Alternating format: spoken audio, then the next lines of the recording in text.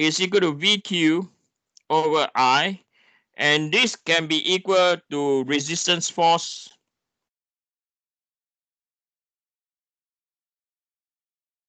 resistance force of the fastener divided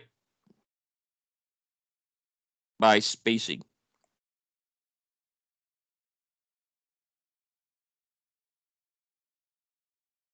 Okay, so that is mode number 1. Mode number 2 of failure is a failure of the wooden structure due to shear. Okay, so the formula to apply is shear stress is equal to VQ over IT. Okay, and then mode number 3, failure of the wooden structure, right, due to normal stress. And I'll write down here, have not taught yet. So you don't need to do number 3, okay, but I'm going to highlight the formula. So the formula is stress is equal to my over I. Okay, so some of you, I've seen that formula before. Some of you have not, so that's why we are not going to do mode number 3. We are just going to do mode number 1 and 2. Okay, so if you were to look at the magnitude now, okay, so this 8,000 psi, this is for what? So this is for mode number 3. So the stress allowable, right, is equal to 8 times 10 to the power 3 psi over here. So this is what this value is for. And then the shearing allowable shear stress of the wood, this is for failure of the wood structure. This will be tau allowable, and this is equal to 3 times 3 to the power 3 psi, right? And finally, on the fastener, right? So resistance force of the fastener. Okay, so I'll put down here the resistance force is equal to what? 600 pounds. Okay, how did they get 600 pounds? Anyone?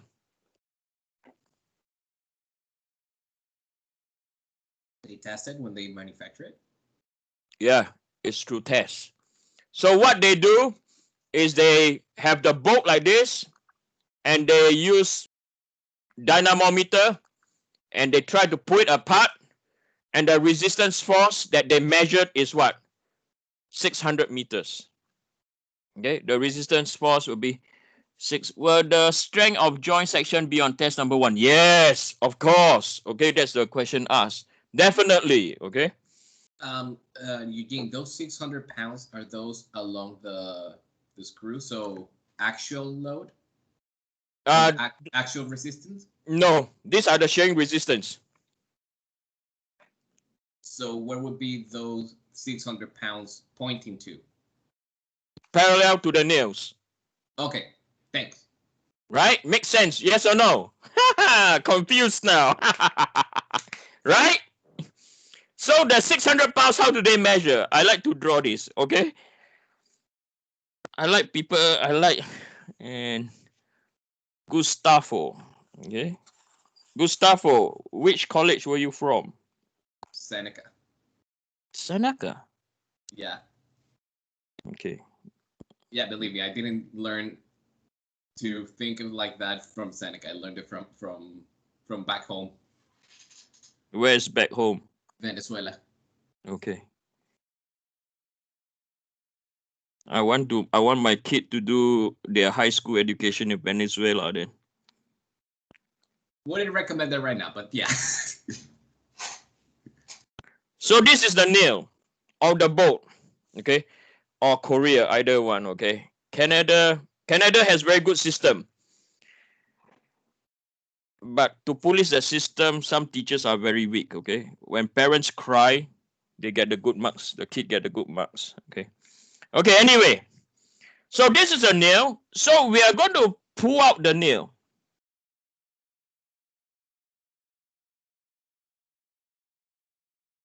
Right? So a lot of you have this type of experience. But you ask me, Eugene, why we call it shear? Yes or no? Because if you look at here, right, it's acting on the what? Neutral what? Axis. Yes or no? You'll tell me, Eugene, this is BS, man. Right? This is actual loading. Right? Why do you call it shear? Anyone can answer that.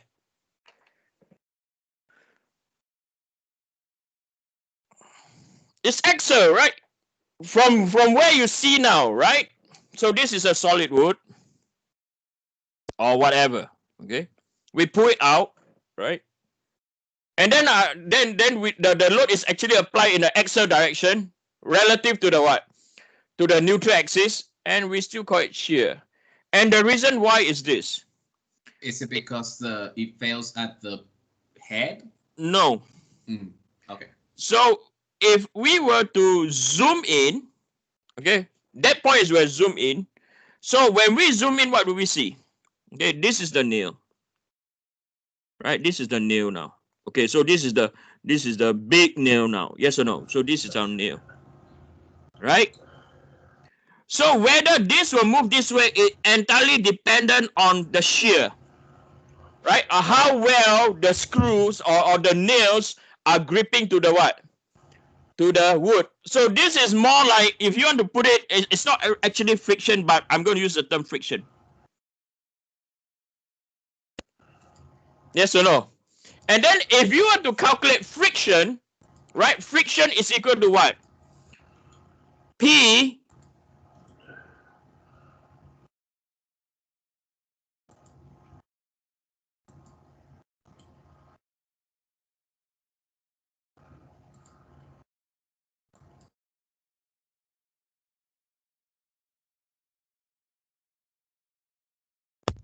I think you muted yourself, Eugene.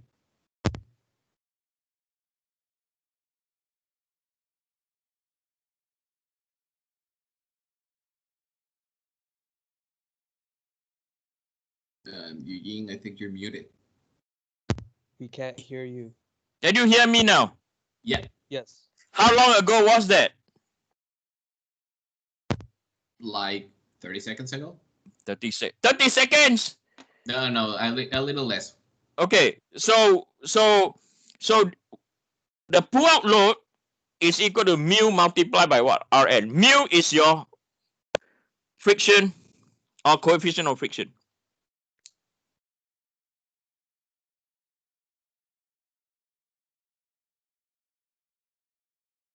Right? It's your coefficient of friction. Rn is your normal load. Okay, so what you can see from here is if your screw is at a certain length critical relative to the joints, the length does not matter. Right? So that's why once it reaches a length critical, it does not matter because the pull out force is equal to what? Mu multiplied by what? Rn. I was guessing before I did this, and before I did this, I thought like, hey, the longer the nail, the better. No, once you reach a critical length, right? How long you go for does not matter anymore. Okay, so that's where I got asked by landscapers, Eugene, we're going to use a longer length, we're going to carry out more load. I said, no. If you're going to carry out more load, you reduce your what? You reduce your spacing. Okay, someone had a question. You put up your hand. Where are you? Did he write a question for me? No. Okay, right? Okay, so that's why. Okay, that's why I want you to embrace this. I want you to embrace fundamentals. Once you have fundamentals, we will not make a fool out of ourselves. Yes or no? I make a fool of myself before. A lot of times. Okay. Now stop kidding already. Right. So okay, so these are the modes that we written on now. So now you know, right? At different loads. Okay, so what is this for? What is this for? And we also know the spacing is equal to what? The spacing is equal to what? 6 inches. Okay, so let me do the brief calculation. Okay, let me calculation first. Okay, let's do mode 1 first, then we go for a break, then we come and do mode 2. Okay, so now, Can you hear me? yes. Yeah, sorry, my microphone wasn't working. What if the nail was a screw and it had threads? So again, you also have to do the same test. Okay. So you would the so length? you so you screw it in and then you try to pull it out. Yeah, but would the length of the screw matter? Once it reaches a critical length, the answer is no. Okay. If it's too short, yeah. Okay, let's say you have you what do I mean critical length? So you have 2 wood over here, right? And so this is a very bad drawing. Sorry. You have 2 wood over here, right? Right, 2 pieces that you want to join. So one, you just put your bolt or your screw up to here only. What will happen? The force will be very what? Low. Yes or no? Then if you go deeper, so let's say if this is the critical length. So this is the critical length. Right? Right? You go longer, that's the critical. You go any deeper, does not matter anymore. Okay, okay, so once you reach a critical length, okay, it does not matter anymore. Okay, you go too long, yeah. So yeah. Now you ask me how to calculate the critical length. You have to measure based on your resistance force. That you know. Okay. Thank you. Okay. So that's why on every tap hole there's it. Yeah, Sophie, you're absolutely right. I think you get that from industry. Yes or no? There you go. Minimum. Now you know why, okay? You know, I enjoy teaching you guys because some of you have the working experience. When you use the working experience to apply what you learn, it is the beauty, okay? It is the beauty. Okay, let's look mode number 1. Okay, so mode number 1. Oh. Okay, mode number 1 will be due to failure of, what do you call it? Okay, failure of the joints.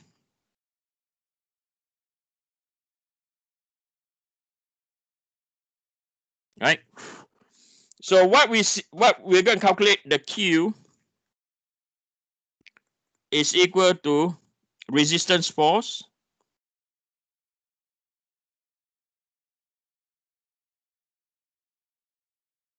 right, divide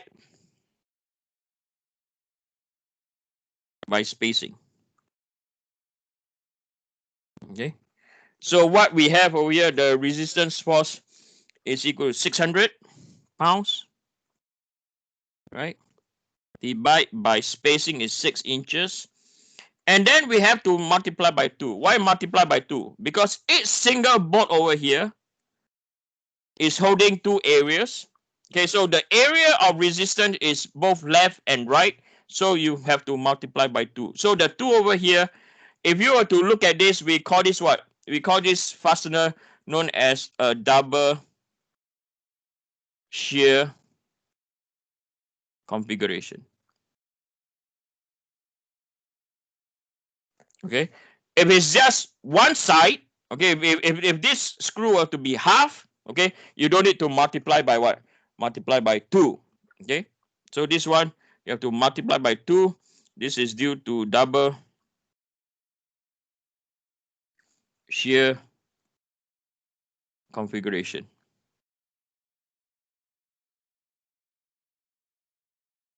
Okay, so this will be equal to 600 times 2 divided by 6. So you have 200 pound inch.